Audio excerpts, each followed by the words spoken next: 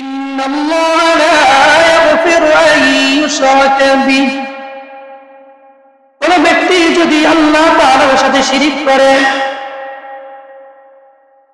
ইন্নাল্লাহা লা ইয়াগফিরু আন ইউশরাকা বিহি, ওই শিরিকের গুনাহ আল্লাহ তাআলা কখনোই মাফ করবেন না। ওয়া ইয়াগফিরু মা দুনা যালিকা লিমান ইয়াশা, বান্দা বাকি যত গুনাহ করে চাইলে আল্লাহ রাব্বুল আলামিন ক্ষমা করে দিতে পারে।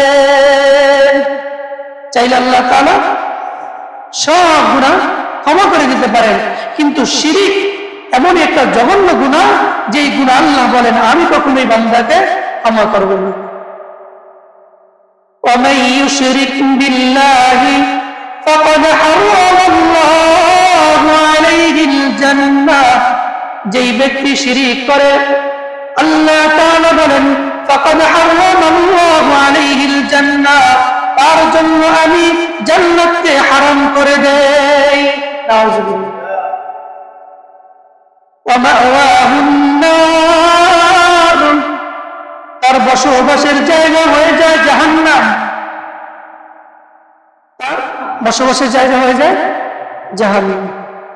وما للظالمين من أنصار, আর জালিমদের জন্য কোনো সাহায্যকারী নেই। কে বলেন?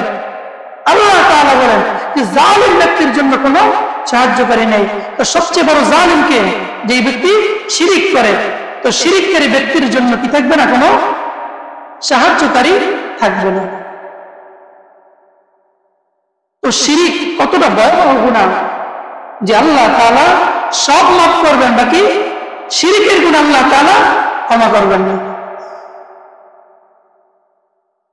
আল্লাহ তাআলা পৃথিবীতে যত নবী রাসূল পাঠাইছে সমস্ত নবী রাসূলদেরকে এই বার্তা দিয়ে পাঠাইছে যে যদি তোমরা শিরিক করো তাহলে তোমাদের সমস্ত আমল আল্লাহ তাআলা বরবাদ করে দিবেন।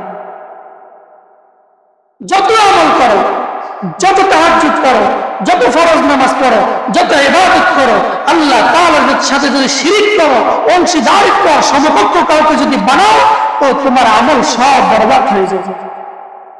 আল্লাহ তাআলা কোরআনের ভিতরে বলেন ওয়ালাকাদ উহিয়া ইলাইকা ওয়া ইলাল লাযীনা মিন ক্বাবলিক, ওগো নবী মুহাম্মদুর রাসূলুল্লাহ সাল্লাল্লাহু আলাইহি ওয়াসাল্লাম, আমি আপনার নিকট ওহী পাঠাইলাম এবং আমি আপনার পূর্ববর্তী যত নবী রাসূল পৃথিবীর বুকে আসতে সবার নিকট আমি ওহী পাঠাইলাম। লাইন আশরাকতা লা ইয়াহবাতান্না আমালুকা, যদি তুমি শিরিক করো, লা ইয়াহবাতান্না আমালুকা, তাহলে তোমার জীবনের সমস্ত নেক আমল বরবাদ হয়ে যাবে। সমস্ত নেক আমল বরবাদ হয়ে যাবে। শিরিক দুই প্রকার। শিরিক কয় প্রকার বলেন? দুই প্রকার। শিরিক ফি যাতিল্লাহ, আর একটা হলো শিরিক ফি সিফাতিল্লাহ। শিরিক ফি যাতিল্লাহ এক নম্বর, দুই নম্বর হলো শিরিক ফি সিফাতিল্লাহ, মানে আল্লাহ তাআলার জাতের ক্ষেত্রে শিরিক করা, আর একটা হলো আল্লাহ তাআলার সিফাতের ক্ষেত্রে শিরিক করা। যেমন মূর্তি পূজা, এটা হলো আল্লাহ তাআলার জাতের সাথে শিরিক করা, আল্লাহ তাআলার জাতের সাথে শিরিক করা। আল্লাহ তাআলা কোরআনে এক আয়াতে বলেন ওয়াকালাতিল ইয়াহুদু উযাইর ইবনুল্লাহ, ইহুদিরা বলে উযাইর আলাইহিস সালাতু ওয়াস সালাম হলো আল্লাহ তাআলার সন্তান। নাউযুবিল্লাহ। ওয়াকালাতিন নাসারাল মাসীহ ইবনুল্লাহ, আর নাসারারা বলে যে হযরত ঈসা ইবনে মারইয়াম হলো আল্লাহ তাআলার পুত্র। নাউযুবিল্লাহ। এটা কি? আল্লাহ তাআলার জাতের সাথে শিরিক করা। আল্লাহ তাআলা কোনো সন্তান নাই। আল্লাহ বলেন লাম ইয়ালিদ ওয়া লাম ইউলাদ, আমি কারো থেকে জন্মগ্রহণ করি নাই, আমার থেকেও কেউ জন্মগ্রহণ করেন নাই। এখন কেউ যদি বলে যে ঈসা ইবনে মারইয়াম আল্লাহ তাআলার পুত্র, আর যদি বলে উযাইর আলাইহিস সালাতু ওয়াস সালাম আল্লাহ তাআলার পুত্র, তাহলে এটাকেই বলা হয় শিরিক ফি যাতিল্লাহ, আল্লাহ তাআলার জাতের সাথে শিরিক করা। আরেকটা হলো শিরিক ফি সিফাতিল্লাহ, আল্লাহ তাআলার সিফাতের সাথে, আল্লাহ তাআলার গুণের সাথে কাউকে শরীক করা। আল্লাহ তাআলার গুণের সাথে কাউকে শরীক করা। আল্লাহ তাআলার একটা গুণ হলো ইন্নাল্লাহা আলা কুল্লি শাইইন কাদির। আল্লাহ তাআলা হলো সব কিছুর উপরে ক্ষমতাশীল, সব কিছুর উপরে ক্ষমতাশীল। এখন কেউ যদি বলে আমার পীর বাবাও সব কিছুর উপরে ক্ষমতাশীল, তাহলে তার আল্লাহ তাআলার গুণকে তার পীরের নিকটে দিয়ে দিল, তো এটাকে বলা হয় শিরিক ফি সিফাতিল্লাহ। সন্তান দেওয়ার মালিককে কেউ যদি বলে আমার পীর বাবাও সন্তান দিতে পারে, তাহলে এটা আল্লাহ তাআলার গুণকে বান্দাকে দিয়ে দিল, তো এটাকে কি বলা হয়? শিরিক। গোপন প্রকাশ্য সব কিছু কে জানেন? ইন্নাল্লাহা লাতীফুন খাবীর। আল্লাহ তাআলা সূক্ষ্ম থেকে সূক্ষ্ম বিষয় সম্পর্কে আল্লাহ তাআলা জানেন। ইন্নাল্লাহা আলিমুম বিযাতিস সুদূর। অন্তরের ভিতরে কি আছে সেই সম্পর্কেও কে জানেন? কেউ যদি বলে যে আল্লাহ তাআলা জানেন, সাথে সাথে আমার পীরও জানে, এটা কি শিরিক? এটা কি শিরিক? একমাত্র কে জানেন? আল্লাহ জানেন। লাহুল মুলকু ওয়া লাহুল হামদ। রাজত্ব কার? আল্লাহ তাআলা। এই পুরো রাজত্বের একচ্ছত্র মালিক কে? আল্লাহ তাআলা। কেউ যদি বলে এই সর্বভৌম ক্ষমতার মালিক হলো জনগণ, তাহলে এটা কি হবে? শিরিক হবে, তার ঈমান থাকবে না। ক্ষমতার মালিক কে? আল্লাহ তাআলা। ক্ষমতার মালিক আল্লাহ তাআলা। এই জন্য আমরা শিরিক, আল্লাহর সঙ্গে শিরিক হোক অথবা আল্লাহ তাআলার জাতের সাথে হোক অথবা সিফাতের সাথে হোক, কোন রকম শিরিক আমরা করব না। ইয়াকা না'বুদু ওয়া ইয়াকা নাস্তাঈন বলে কি বলে না? ইয়াকা না'বুদু, একমাত্র আমরা আল্লাহ, আপনার যুক্তি আমরা কি করি? আপনারই ইবাদত করি। পৃথিবীর কোন মানুষের ইবাদত আমরা করি না, একমাত্র আপনারই ইবাদত করি। কার ইবাদত করি আমরা? আল্লাহ তাআলার ইবাদত করো। আল্লাহ তাআলা কোরআনের ভিতর বলেন ইয়া আইয়ুহাল্লাযীনা আমানু রকাউ, হে ঈমানদারগণ,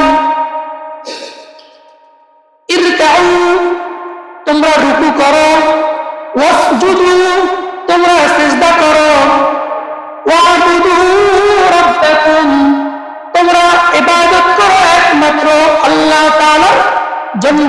কার জন্য? একমাত্র আল্লাহ তাআলার জন্য তোমরা ইবাদত করো, রুকু করো, সিজদা করো।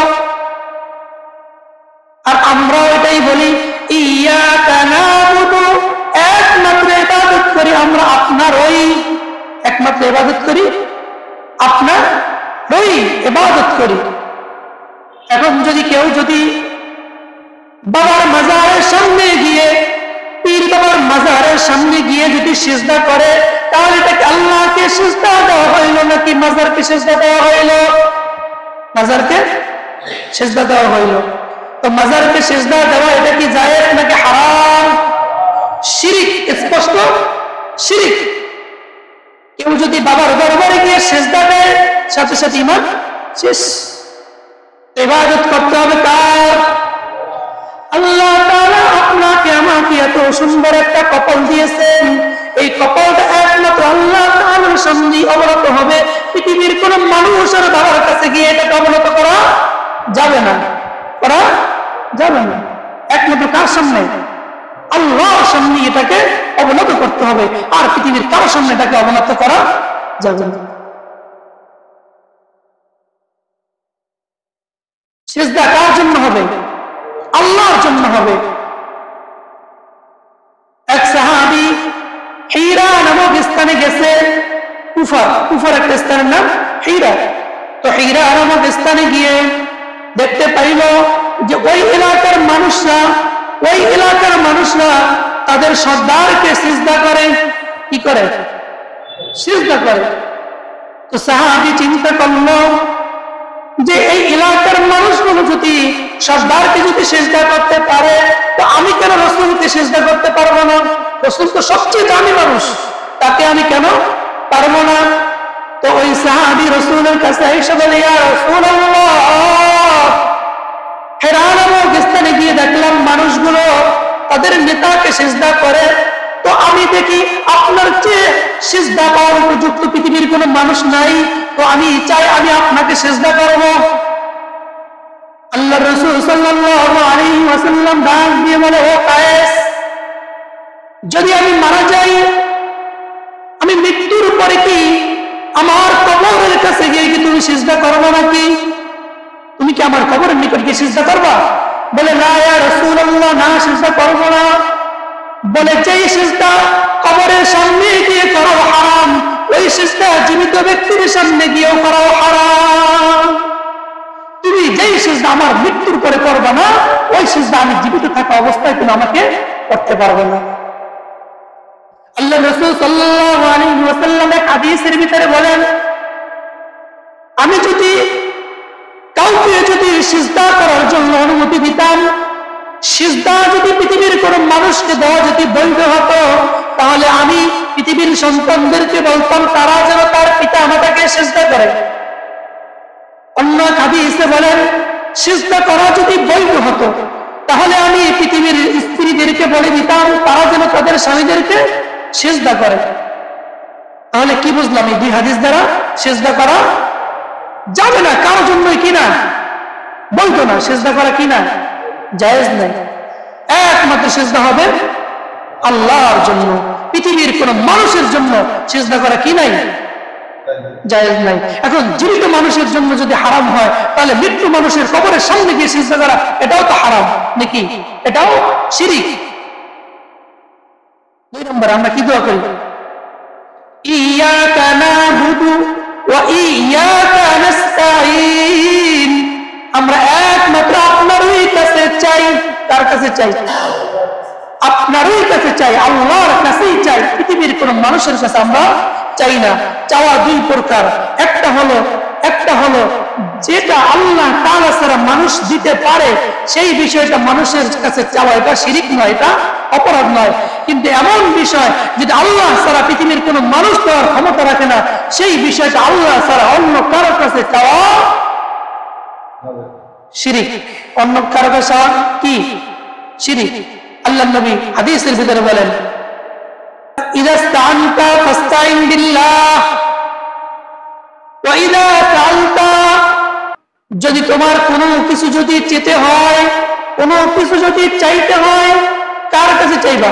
একমাত্র আল্লাহর কাছে চাইবা। পৃথিবীর কোন মানুষের কাছে চাওয়া কি নাই, অধিকার আর সুযোগ নাই। কার কাছে যেতে হবে? আল্লাহর কাছে যেতে হবে। সন্তান দেওয়ার মালিক কে? এখন যদি কেউ যদি ল্যাংটা বাবার কাছে গিয়ে যদি বলে আমাকে সন্তান দেন, যদি বলে, এটা কি হবে? শিরক হবে।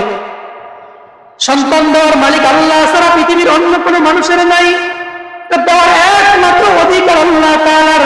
আল্লাহ তাআলা যাকে চায় সন্তান দেন, আল্লাহ তাআলা যাকে চান মেয়ে দেন, যাকে চান ছেলে দেন, কাউকে দেনই না, কাউকে দেনই না। আল্লাহ যাকে যা মনে চায় তাই দেন। কত গরিব মানুষ নিজেই খাইতে পারে না, 5টা 7টা সন্তান হয়ে বসে রয়েছে।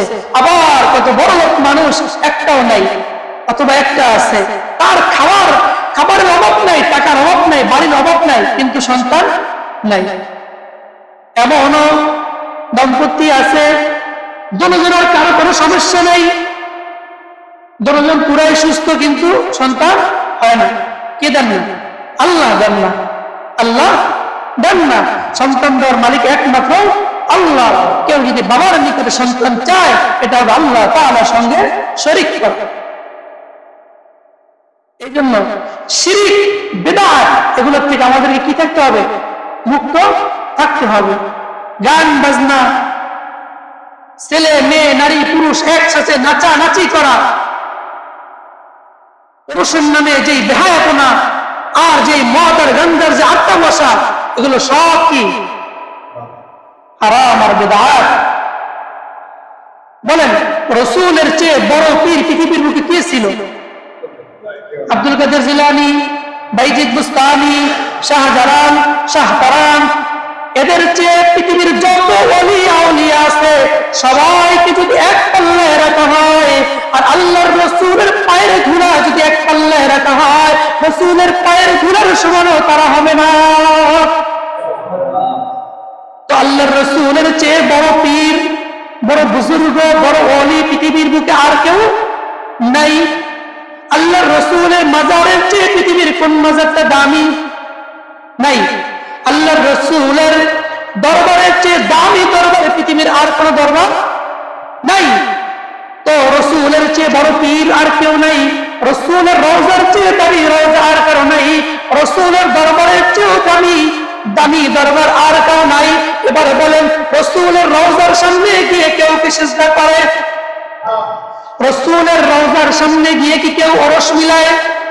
নারী পুরুষ একসাথে গোল টপলা নিয়ে কি কেউ কোনোদিন ওরস করছে? রাসূলের সামনে গিয়ে কেউ কি কোনোদিন সন্তান চাইছে? তো যেটা রাসূলের কাছে চাওয়া যায় না, রাসূলের রওজার সামনে হয় না, সেটা আমার দেশের সাধারণ ল্যাংটার দরবারে কিভাবে হয়? কিভাবে হয় এটা বলেন? ইসলামের ভিতরে গান বাজনা, দোল তবলা, এগুলো হারাম। পুরুষের নামে যে বেহায়াপনা চলে, এগুলো সব হারাম। এই জন্য এই সমস্ত হারাম কাজকে, এলাকার ভিতরে যে সমস্ত হারাম কাজ হবে, এগুলো প্রতিহত করার দায়িত্ব আমাদের। তাদেরকে গিয়ে বুঝানো যে তোমরা যে গোল টপলা নিয়ে গান বাজাইতেছো, এগুলো হারাম, কেন করতেছো? এই সমাজের ভিতরে গুনার কাজ করা যাবে না, তোমরা এগুলো বন্ধ করো। তাদেরকে যদি আমরা বুঝাইতে পারি, তারা অবশ্যই বুঝবে। এই জন্য যেই সমস্ত জায়গায় এখনো মাজার তৈরি করে, গুনার কাজের গুনার আড্ডা মিলায়, ওই সমস্ত জায়গায় গিয়ে তাদেরকে বাধা দিতে হবে, তাদেরকে প্রতিহত করতে হবে, আমাদেরকে বুঝাইতে হবে। এই জন্য সবাই প্রস্তুত আছি তো ইনশাআল্লাহ?